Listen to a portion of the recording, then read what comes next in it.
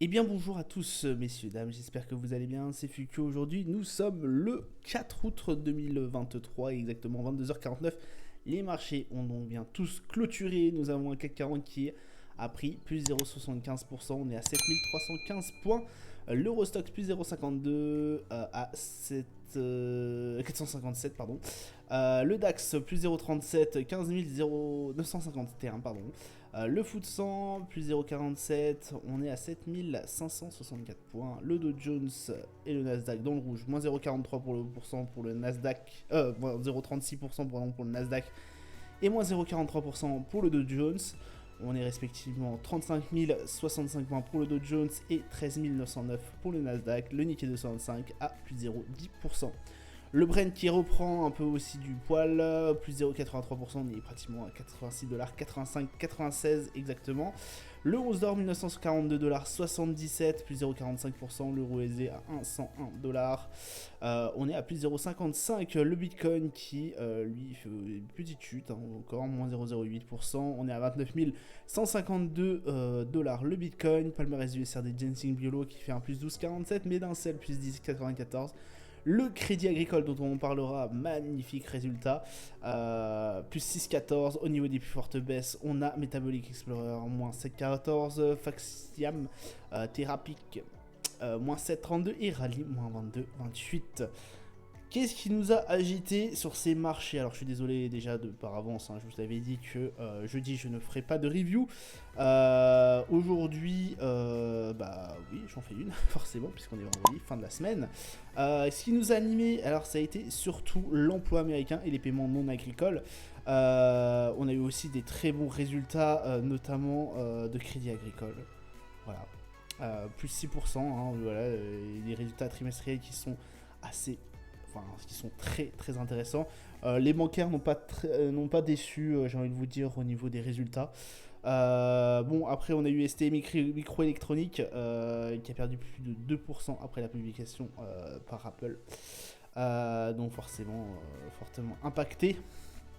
Si je dis pas Apple, je me rappelle plus du débrief, j'en suis vraiment navré. Mais effectivement, je crois que ça a été l'une des pires années de vente au niveau iPhone, je crois, d'Apple, si je dis pas de bêtises. Donc, enfin, en tout cas, un des pires semestres, si je dis pas de bêtises. Si je dis pas de bêtises, je crois qu'il y avait une bêtise comme ça. Donc, écoutez, voilà, assez compliqué. Sur le fond, voilà, je vais vous parler plus précisément un peu de ce qui s'est enjoint au niveau économie, au niveau annonce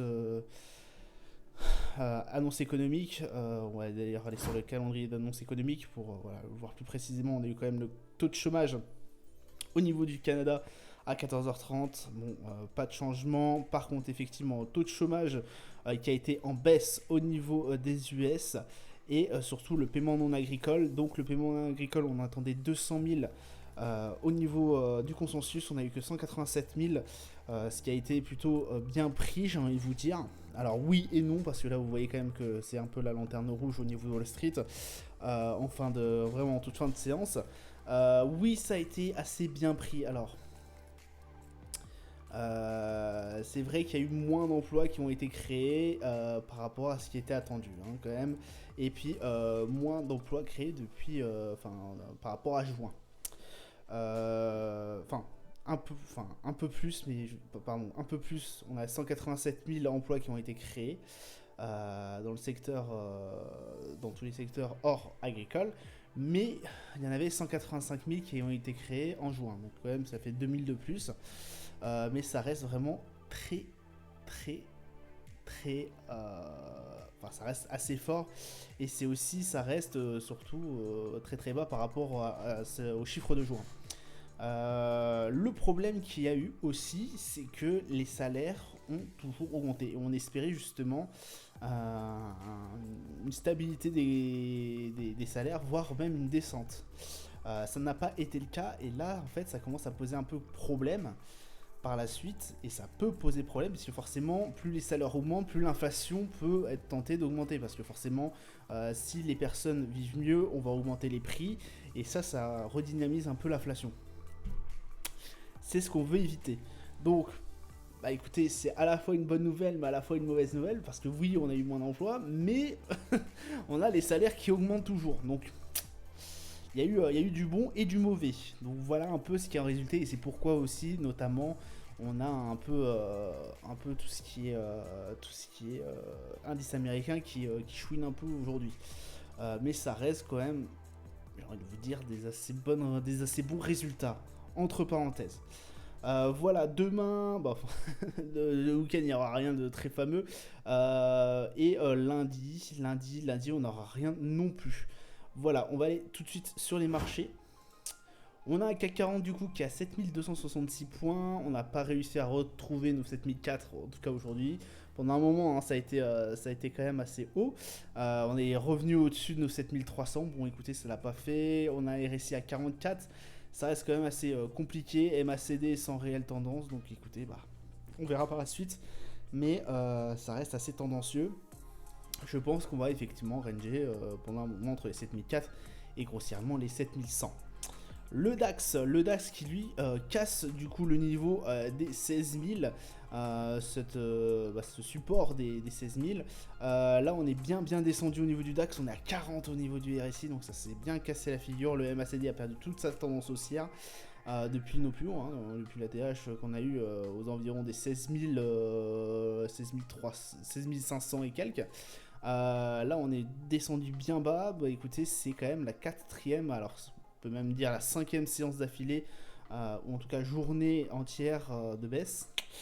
Ça commence à grincer un peu des dents, j'espère que en tout cas ce niveau des 16 000 n'a pas tenu ses promesses, mais que le support des 15 600 va lui nous permettre au moins de rester assez stable.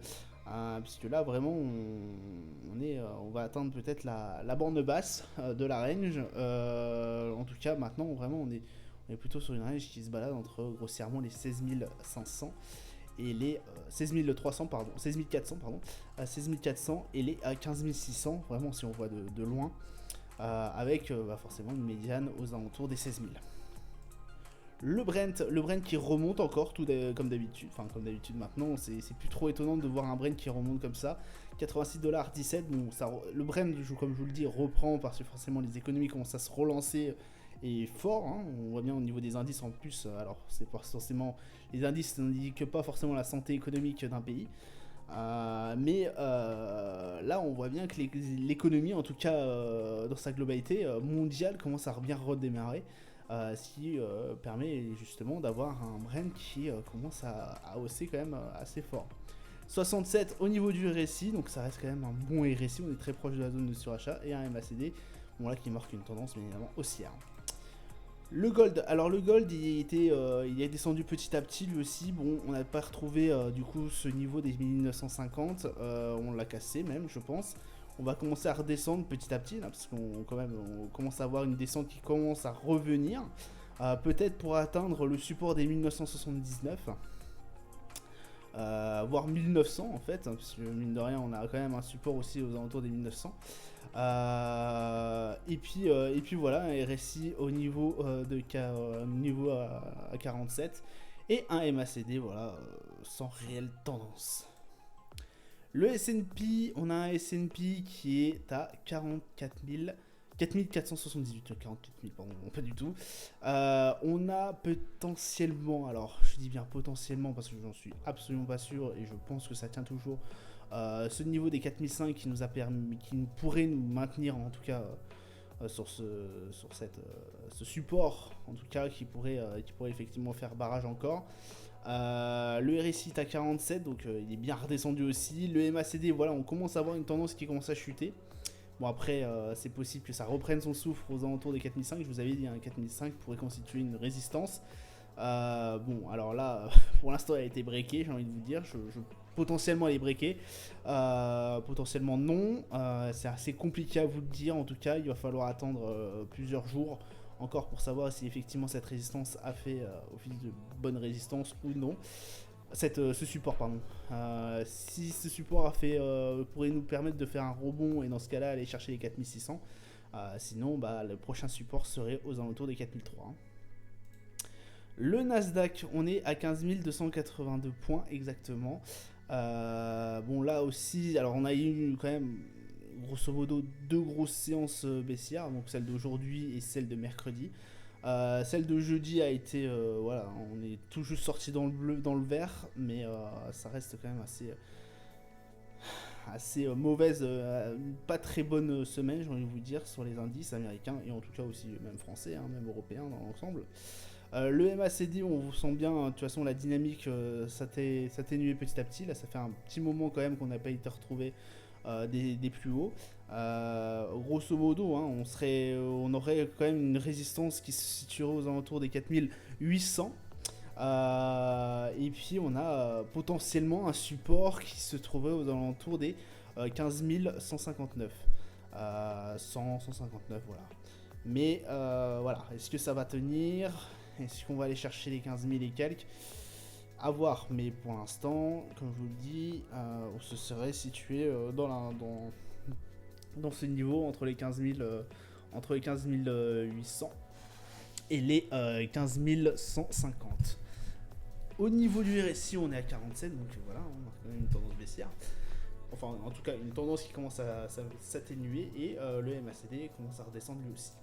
Le Dow Jones, on est à 35 243. Là, il y a potentiellement une cassure. Après, hein, voilà, on a toujours espoir. En plus, on est proche d'une moyenne mobile, en tout cas la moyenne mobile 20 de la Bollinger en daily. J'espère vraiment que ça va continuer, qu'on va potentiellement revenir aux alentours des 35 200. 240 en tout cas, pour continuer cette hausse, effectivement, puisqu'on a un MACD qui nous marque quand même une belle tendance haussière, de toute façon on le voit bien depuis, sur les graphiques, depuis un petit moment, un RSI à 54, donc écoutez, ça reste quand même favorable, mais voilà, très attention en tout cas au Dow Jones. Voilà, ça sera tout pour moi pour aujourd'hui, je vous souhaite une excellente journée, une bonne soirée, je vous dis à plus tard, ciao ciao.